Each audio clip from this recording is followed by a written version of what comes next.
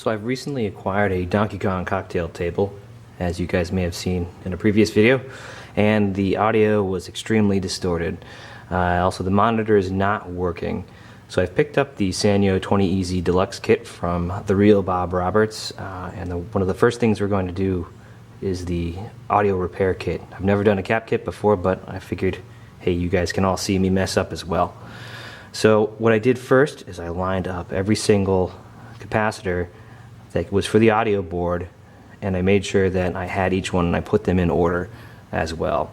So I lined up every single one. We've got a total of about 1, 2, 3, 4, 5, 6, 7 caps and 2 transistors to do. Bob points out a couple things in his write-up here. He says that the actual voltage rating may vary on these caps and that it's okay to use a higher voltage rating. Also that the capacitors usually have one longer lead than the other.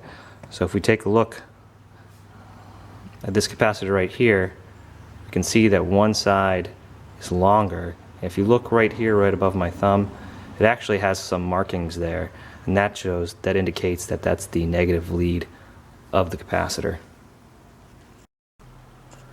The next thing I decided that I was going to do was mark all of the capacitors that need to be replaced.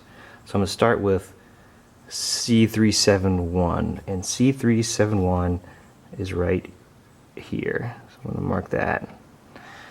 Next one I have to do would be C372 and C374. So here's C372, and let's see if we can find C374. Here is C374. So I've marked those two. Next up is C375, which is this little one right here. Then we're going to go and find a C378, which is this guy right here at the end. Then we're going to look for a C377. So C377 is this tall one here. Then we've got C373. See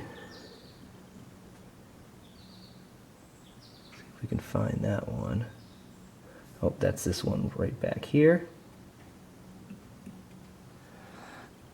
And then I've got 2 transistors, transistor TR374. So TR374 is actually this big one with the heat sink on it right here. So I'm gonna mark down here so that I know that this is the transistor that I've got to replace. And then also transistor TR373, which is right here in the white. You can see it comes up to this transistor that's kind of turquoise with 3 legs. So we'll mark that one on the top as well. So the next thing I'm going to do is just start figuring out which capacitors I want to remove first. And since this is my first one, I think I'm going to go for this one right here, C378. I'm going to go for that one first. One thing I want to do is I just want to note which side the strip is on. I've noticed that I've got the negative strip right here, and that goes to the lead on the far side here. So I just want to make sure that when I put the next one in, it goes in the same way that this one came out. So before I desolder this, I just want to double check and make sure that I know which one I'm going to use. I'm going to use the one marked for C378. So that is this one right here. That says it's 160 volts, and we need to make sure that it is, I think it's this one right here. Got 10 UF, 160 volts. So this is that one, that is the correct one. So I'm going to set that one aside. The negative is marked with the shorter lead, so that means the positive is the longer lead. So put that off to the side. And now let's see if I can actually desolder this and have some luck.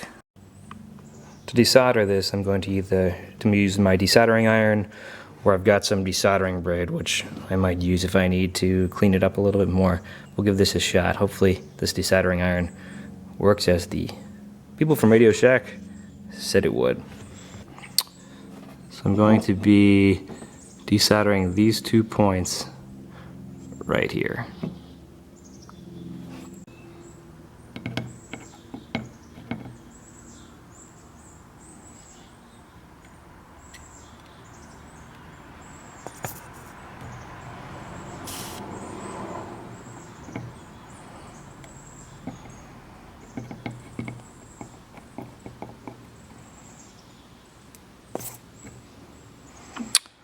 You know, that cleaned up nice.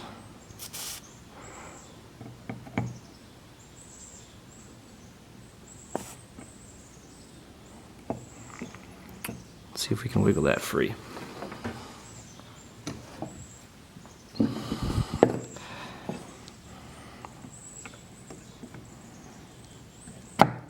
There we go. First one is out. And I'm going to flip this over, and then I'm going to flip the capacitor over just to double check. And if we look, we can actually see that they did mark the negative side on the PCB here, and that is the correct side. So now we'll go put the new one in. One thing I want to point out is the size difference between the replacement cap and the original cap. This cap is much smaller than the one that came out. But if we look here closely, they're both listed for the same rating. That's what we're looking for in this case, and especially the voltage rating can be a little bit higher. We're looking to see that they both say 10 microfarads. I believe that's what it's called, or 10 UF as I'll refer to it, even though that's not a U, it's more like an upside down N. But I will make sure that those are the same and the voltage is equal to or higher than the next one.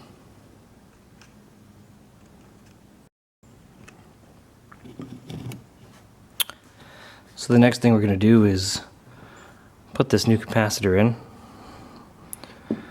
So we've made note that the negative is on the left side and that it is also on the left side here on the PCB, and it's the shorter leg. So we're going to put them into the hole here.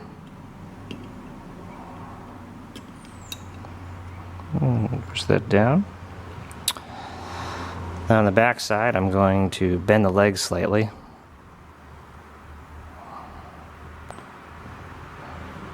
And that will hold them in place so that I can solder the new cap on. So let's see if I can solder this on. Don't take my word on how to solder. I'm just a beginner. But hopefully we shall be successful. Heat up the part here. We'll put some solder in.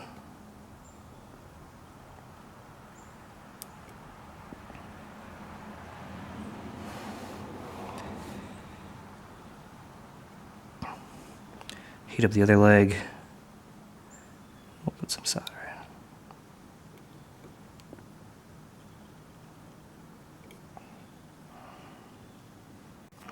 And that looks pretty solid. So I'm going to leave that there. There's one done. So at this point, what I'm going to do is I'm going to do some more, and then I'll do a transistor. And those look like they're a little bit more work, especially with these heat sinks on them. So the next one I did, I just desoldered it and I put it back in the way I found it just to show you. Especially, you know, since the internet knows everything and this is what they're telling me. I just desoldered C371, which is this one right here. So I'm going to pull this one out. And if we notice down in there, it says NP, which means non-polarized. And there are no markings on this one to indicate the polarity. And actually, I'm not sure if you can see this, but on here it actually says NP, very tiny. So the next thing I'm going to do is I'm going to be replacing that one. So I'm doing C371. There's the new cap for it, and this is the old one. Notice that one has a longer leg than the other one. I'm going to assume that this doesn't matter, and because it's non-polarized. So we're going to put that one in the spot for C371. It matches this, except this one is good to note because it is still 4.7 UF, but it is higher in voltage. This is the one says that it's 100 volts, even though this one is marked for 25 volts. And if we look down here, this says the actual voltage rating value may be higher than stated and only serves for a higher safety margin, and is perfectly acceptable. So we're going to be putting this one in that spot. So there's C371. It's right there. So we're going to go ahead and put this cap in, and I'm just going to put the longer leg in through the top. See if we get the bottom one in. Push that in. We'll turn it over. We're going to see if we're gonna bend these legs so that stays in location while I solder them. And I like to bend them away so that they're not touching. I try to go away from any other soldering pads as well. So feel free to point out if I do anything wrong, if I do things that may not be the best practice. I have no idea what I'm doing, but I just thought I would share my experience with you guys and let you know how I do it, even though I have no idea. So it means you guys can do it too.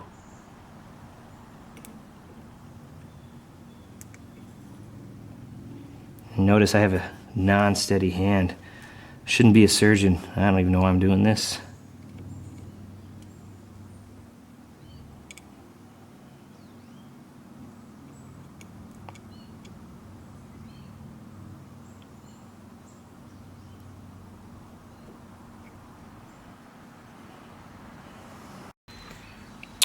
So I've finished doing all the capacitors, and all the new capacitors are in. I have no capacitors left that are marked that need to be replaced. Next thing to do are these two transistors, this one here and this one up here.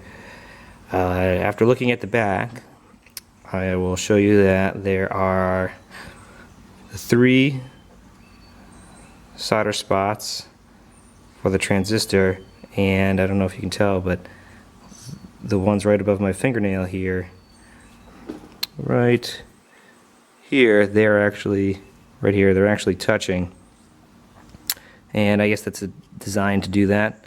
There's also this big glob here which is holding part of the heatsink on, and this big glob here which is holding part of the heatsink on, which will also need to be desoldered. So I'm going to start doing some desoldering and hoping for the best here. So I'm actually going to try using this vacuum bulb to help get that solder out. So we'll see if this does anything for us as I heat it up. Okay, so I've gone ahead and removed these transistors and their heat shields from the PCB here. And it took a little bit to get them off. They're soldered on really well right about there and on both of them. So they took a little bit of wiggling to get out, and ended up cleaning up the spots where they were soldered in. I don't know if you can see that, but unfortunately I think it maybe burnt a little bit there. Of course, you know, this is a learning thing and I've never done this before, so hopefully it's okay. I think should still be enough there for that to work. So the next thing I'm going to do is I'm going to take off the transistor from the heat shield and we'll screw it back on. Alright, so let's unscrew that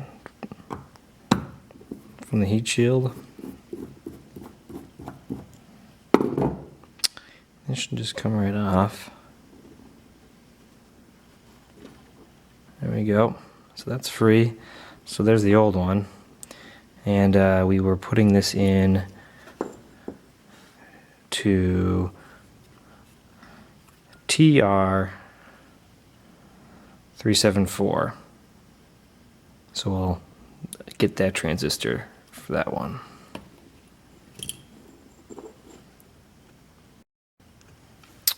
So here's the old one, and this is the new one. I'm not sure if we'll be able to see this, but the old one on the left says A940, and the new one also says A940. And that will be putting this one onto that heat shield. One thing we'll have to notice is that the pins are bent so that they can fit into the holes on the PCB, so we'll have to do that with this side as well.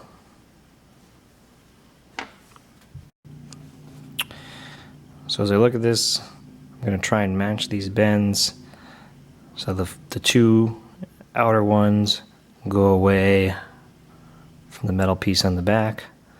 That's what I'm going to do. I'm just going to grab my needle nose pliers, bend this a little bit forward, and we'll come down a little bit and then bend it forward.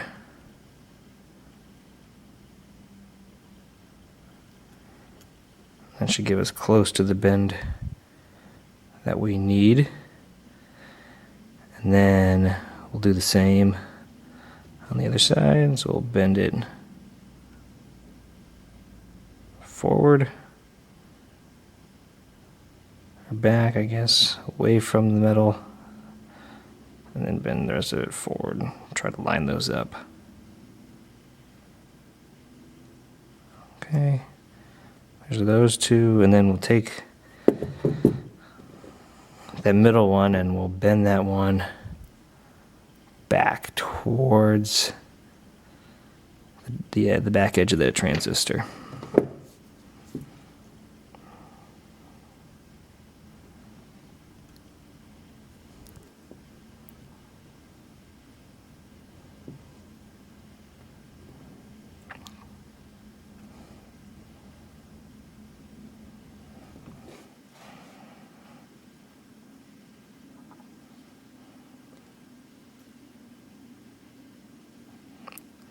Gotta love my steady hands, jeez.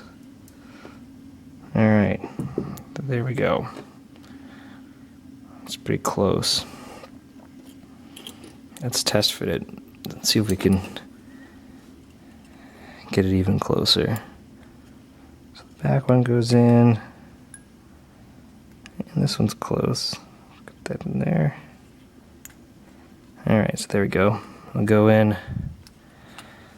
Going just like that. And then we'll reattach the heat shield into the holes, line it up with the screw, and we'll be good. So let me actually do that right now. Put that in there. I guess I'm managing okay for the first time. I had to take a couple breaks here and there. Change some diapers, make a bottle, you know, all things that everybody's got to do every now and then. So if I can do this with an almost 7-month-old in between naps, you guys can do it too. So how about that? That lines up.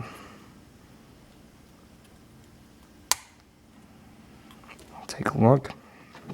So we've got 1, 2 mounting points for the heat shield that will need to get soldered, then 1, 2, 3 legs of that transistor to get soldered. So that's what we'll do. We'll double check. We've got A940 on that transistor going into TR374, and if I take a look at my sheet here, that's exactly what we're putting in, so we're good.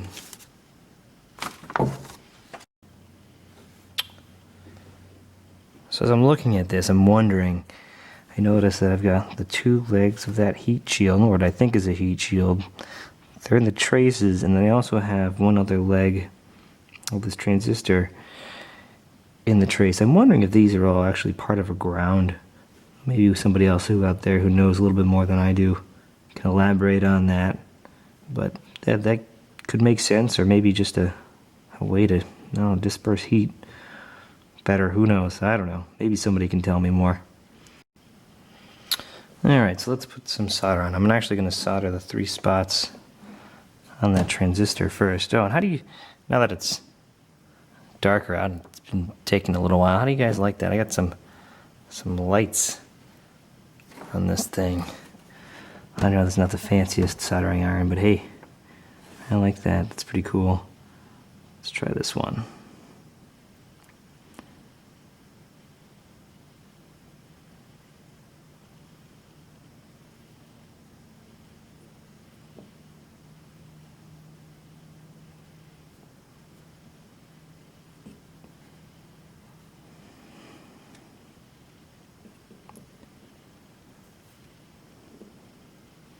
So what do you guys think?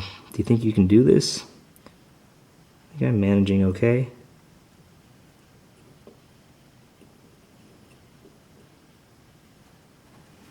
I think I'm gonna have to put some solder onto this one right here. Those were originally bridged, but some of the solder got removed when I was removing the solder for this leg here.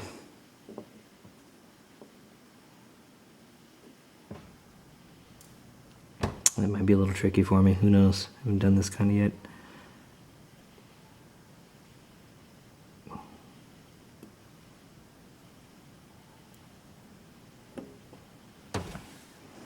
I'll have to clean that up a little bit.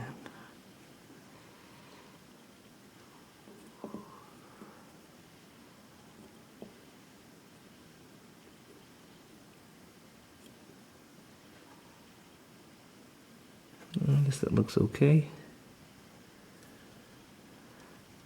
Alright, let's try this one over here. This one looks like it needs a lot. I don't know how this one's going to look. This one's going to be messy, I bet.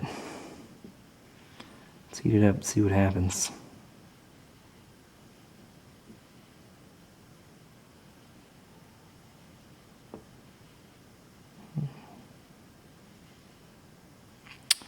Yeah, I even remember this one taking a little bit longer to heat up. Just remove the solder.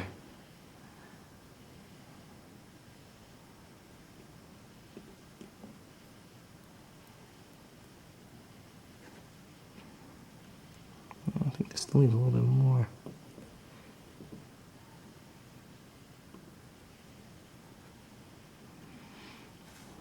Hopefully that should do it. Probably a little bit more, who knows, I don't know.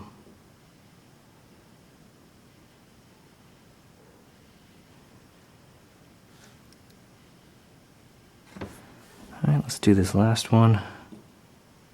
Heat this up for a little bit. So this is going into my Donkey Kong cocktail table. It was making noise, playing blind. Got this off of Craigslist for about $50 when I went to go find a Ms. Pac-Man that was not working. Figured, hey, I've seen these guys online fix it. I can try it. I might be able to do it. So I got the Ms. Pac-Man and he said, hey, I've got a cocktail table. Think you'd be interested in it? I said, yeah, sure. I'll give it a shot. He said it was a Time Pilot. And I said I wasn't actually familiar with that game. But we went to go look at it. Turns out it was actually a Donkey Kong. So here now I've got a Donkey Kong cocktail table that I plan on actually finishing, hopefully. See if I can get it up and running. If not, maybe some parts for sale. But hopefully that's not the case. So I finished soldering that other one on. That was a little bit difficult to get, but we managed. I did these 3 right here, and then these mounts on either side. Those were difficult to do. I think you need to get some flux from what I've been reading to help clean up the contacts, but nothing's moving, everything's in there. So I'm just going to kind of double check everything, make sure I didn't miss any. I marked all the ones that I needed to do, and I'm just kind of, everything feels solid. So now what I'm going to do is I'm going to come back, I'm going to trim all the legs off. I just kind of waited to do this until the end, and I'm just going to trim them right above the solder. So that's all I'm going to do is come in and just kind of trim it right above the solder. There we go.